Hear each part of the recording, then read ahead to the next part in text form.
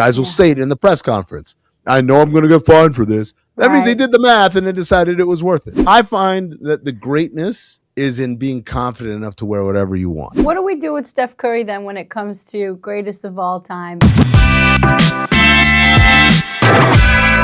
This is the Inside Rip, where every card tells a story and so do the people behind them. I'm Serena Morales, and each week we sit down with the voices shaping sports and the hobby from the inside out. Today we're joined by NBA insider Amin Elhassan.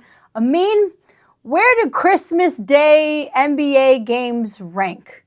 Are you putting that above presents? You got below food? Or maybe it's tied with like avoiding awkward conversation? Oh, number one. Number one. Number one, especially when we get like a nice slate of games. And every once in a while we get some duds, but when you get a nice slate, it's like, okay, yeah, here we go. I don't want to talk to anybody. I don't want to eat. You can keep the presents. Just give me my NBA games. I'm curious, like, how much does swag actually impact performance on the court? Like, is there a correlation between confidence, style, results? No, can't be. Can't be. Because remember when Kyle Kuzma wore that big-ass sweater, the pink sweater that was, like, way too big for him? And then, like, compare that with Russell Westbrook wearing just tattered clothes?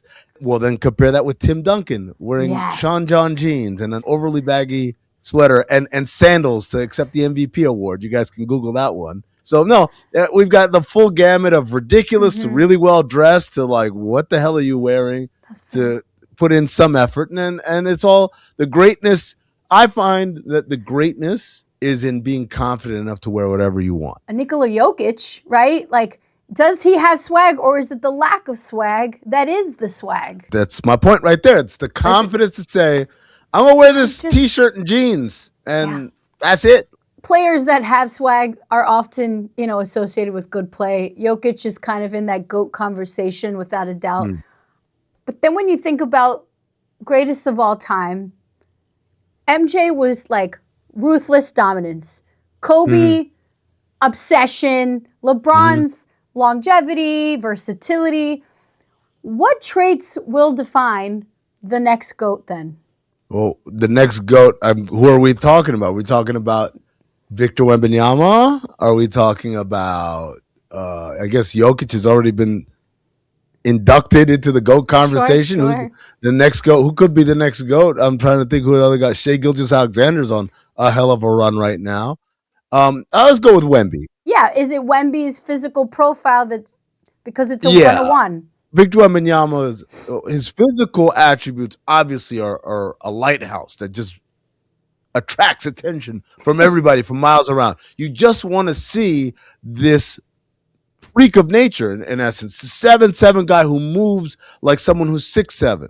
It's pretty impressive. But I think ultimately it goes beyond that. Is like there's an intellectual curiosity there that I really enjoy. Jamel Johnson's a very funny comedian. And after the Spurs beat the Thunder on that Saturday night at the NBA Cup in Las Vegas, Jamel Johnson posted on Threads, I guess that monk bleep is actually starting to work. And it's like, yeah, like that's the stuff. Like this guy went and trained with the Shaolin monks, and then he went and played soccer in like Costa Rica, and then he went down to Houston and trained with Hakeem Olajuwon. And it's just this search for knowledge from wherever it comes from, whether it is something as straightforward and that makes sense. Hakeem Olajuwon, one of the greatest bigs ever. Why wouldn't you go down to meet with him and learn from him? To something as esoteric and off the beaten path as going to live with the monks and train with them and shave his head and all that. Like these are all the things that I think make him really special regardless of what his size is. Yeah, that's fair. What do we do with Steph Curry then when it comes to greatest of all time? Because you say he changed the game, right? But how do you not let him into the conversation? I don't know if he's like in that. He is in the conversation precisely because he did change the game, right? Yeah. That line didn't come into the league 2 years before he got there. That line had been there since 1979, since before Steph Curry was born. That line was in the league so long that his father was someone who benefited from that line. Yeah. Although obviously not to the great extents that Steph did. Why does he get overlooked? I guess really what it comes down to. I find that he gets overlooked. When you go, It's who's the GOAT? MJ, Kobe, I'm a LeBron guy. I'm like, yo, Steph is here, man. Like, this dude's got as many rings, changing the game. Watch this. It's because he's literally being Over. overlooked, right? Right? Like, so he is the antithesis. I remember during his unanimous MVP season, Yeah. and there were like these people who come out. Most of them were older retired players. Like, yeah, I mean, it's a nice little gimmick, and they just couldn't accept it. Now, obviously, it's universal, but at the time, people still couldn't come to grips with how someone who looks like that. And what we're doing is a kind of a version of profiling, because if you think about all the other great players that they mentioned, even when you go to the Karl Malones and the Shaquille O'Neals and the Hakeem Olajuwons and all these guys, right? They all had like physical attributes, right? Even if they were of average size for their position, big, strong guys jump over things. Like the human brain is very, it's easy for it to understand. Like, oh, I saw that. It looked fast. Ooh, like it's a bright, shiny ball. I'm like, I know that looks impressive, right? But when you see someone who looks, and again, I have to point out to everybody, he is much larger than an average human being. If Steph Curry walked into a room with you and your friends, you'd be like, who's the tall guy?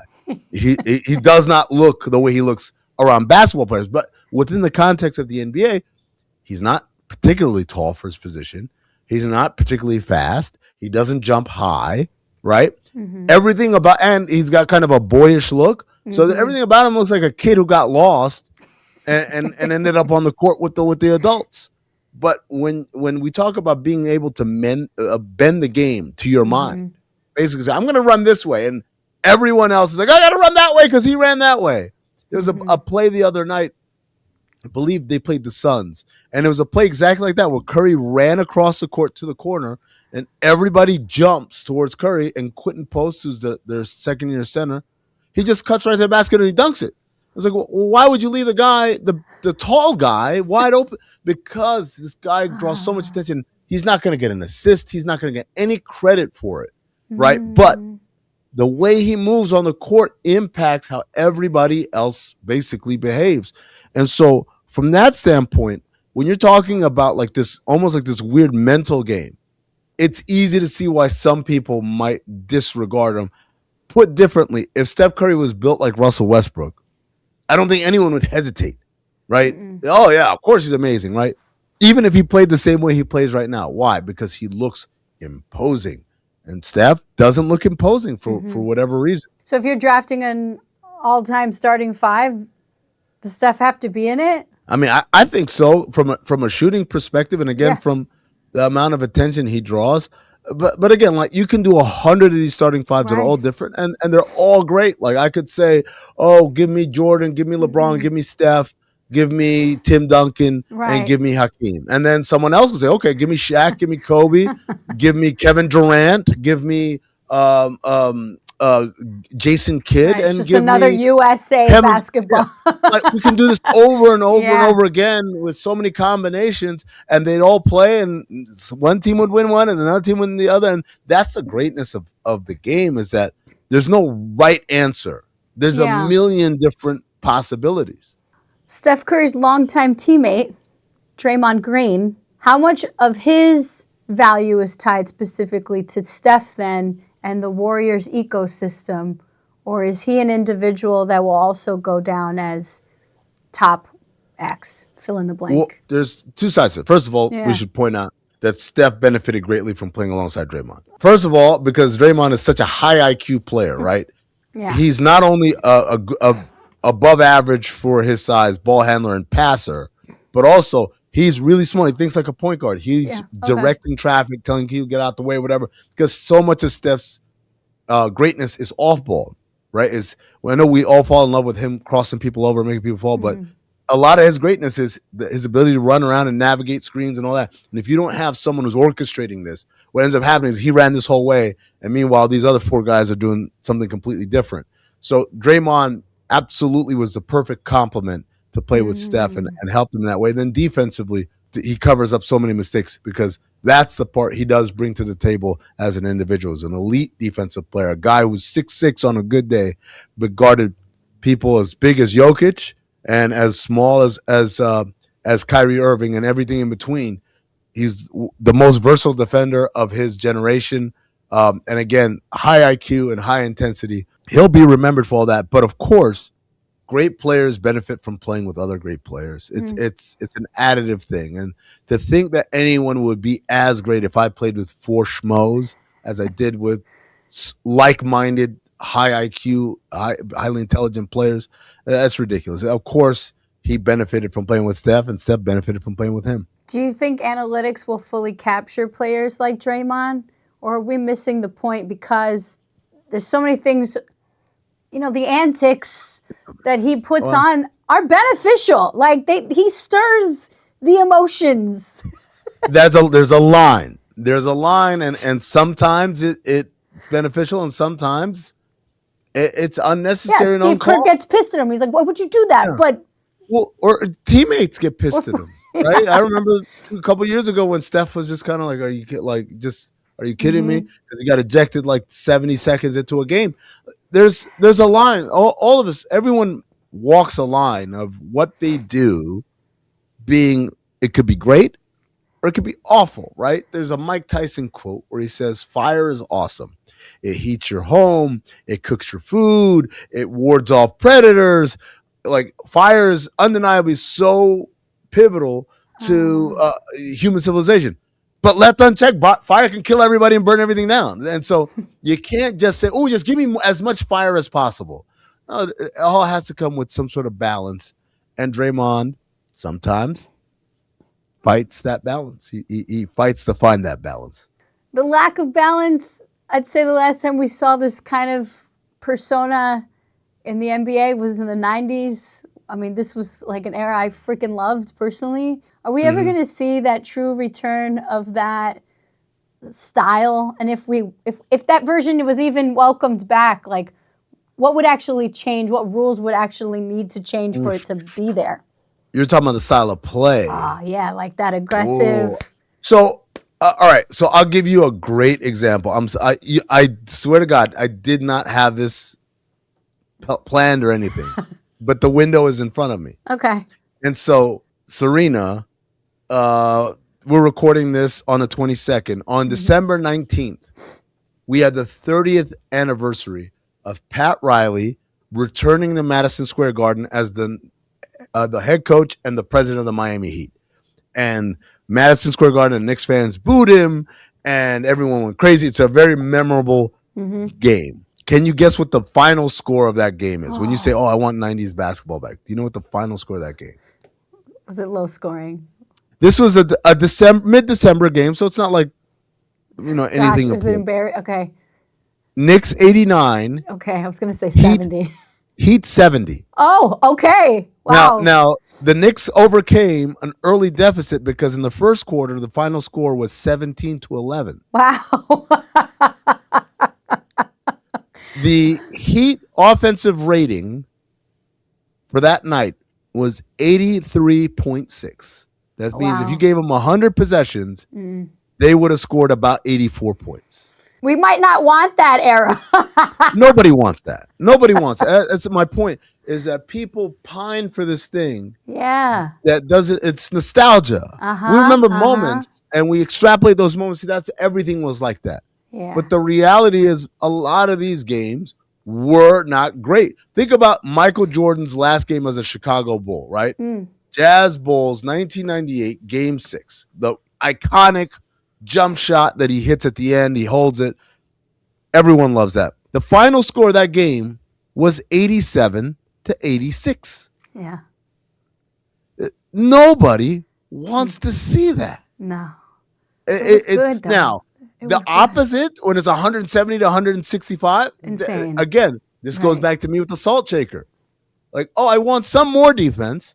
That doesn't mean I want to empty out the entire thing. I want some more offense. That doesn't mean I want to have diabetes when you put all the sugar in there. I want a balance. And I don't think, definitely in the 90s, we did not have a balance. And now I think it is harder to find that balance from the other end. And so when you ask what are some rule changes, I think if we allow a little bit more physicality on the defensive end, all of the rules right now give advantage to the offensive player. Yeah. You just got to tweak it a little bit, let the defenders have a chance. So let me Mm-hmm. let me hold a little bit, right? Maybe it's a count, like a one count, right? Mm-hmm. So I can't just be grabbing and as they were in the 90s and just hold on for dear life the whole time, but I can grab and release, just something to slow it down just a tad so that there's a little bit more work to being able to score points. Do fines actually work? Like, do fines actually change behavior, or is it just the cost of doing business? So it depends on what you're being fined for. So we had an epidemic in the NBA of players fighting Yeah. other players. They changed the rule and they made it if you throw, first of all, if you throw a punch, that's an automatic suspension Mm-hmm. and game check loss. If you come off the bench during a fight, that's an automatic suspension. Mm-hmm. And they put in all these rules. And now what we've seen is guys don't fight anymore. Yeah. Not only do guys not fight, we have people saying on TV and in oh, NBA players are soft. No, none of them actually want to fight. Like, no, they want to fight. They just know that there is a massive Trouble. financial impediment to doing this. So you get the whole get in my face, I'll shove you, I'll do this or whatever. But most guys don't cross that line because in the back of their mind, I'm like, oh, I'm not trying to lose this money.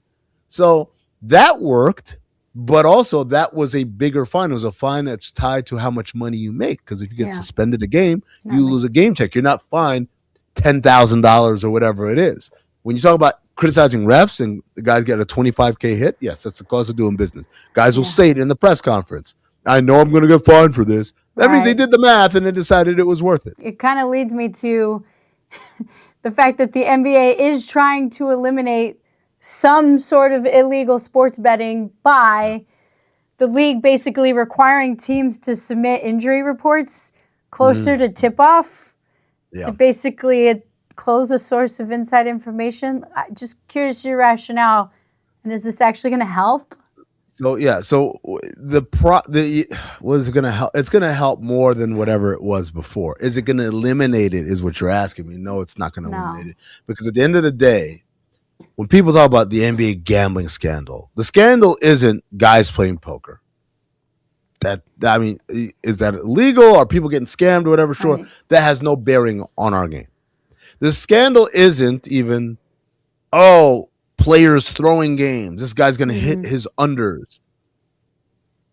I mean, has that happened? Yes, but it's so easy to detect and so quick, and it's so limited. Even the gambling houses now are limiting how much you can bet on player props. As a result, particularly unknown players or lesser known players. The rich guys will never do it because they make so much money, right?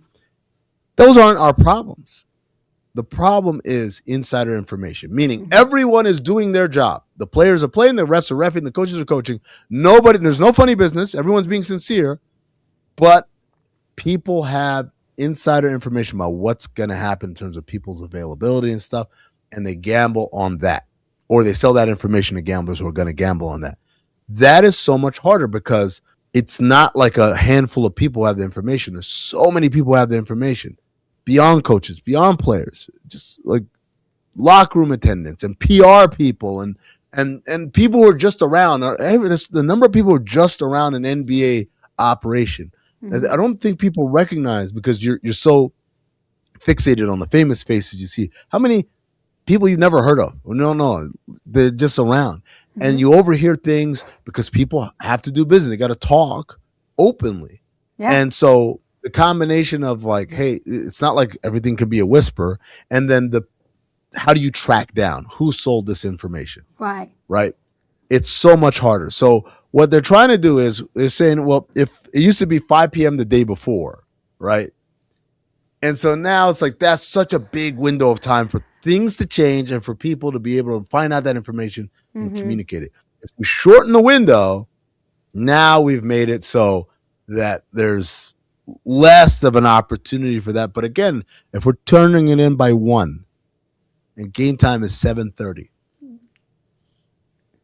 you see there's that window. There's still a window. The window's still there. quick rapid fire. Do players like working on Christmas Day? No. They like the attention. There's definitely a prestige. Sure. But then Christmas Day hits and you're like, and I don't know what's like. I guess it's better to have the early game because then you're done and you go home. Then you have Christmas. Having the late game, as someone who's worked for a team where we played the late game on Christmas, nobody likes it. No. Worst NBA Christmas game ever. I don't have one, but I know there was a bunch of years where the Knicks were bad, but we just put them on TV because they're the Knicks and because people from New York will watch them. So yeah, so it would be a Knick game from like the mid 2010s when they were bad. Yes, fair. Player who looks most annoyed to be playing on Christmas. I'm gonna go Jokic.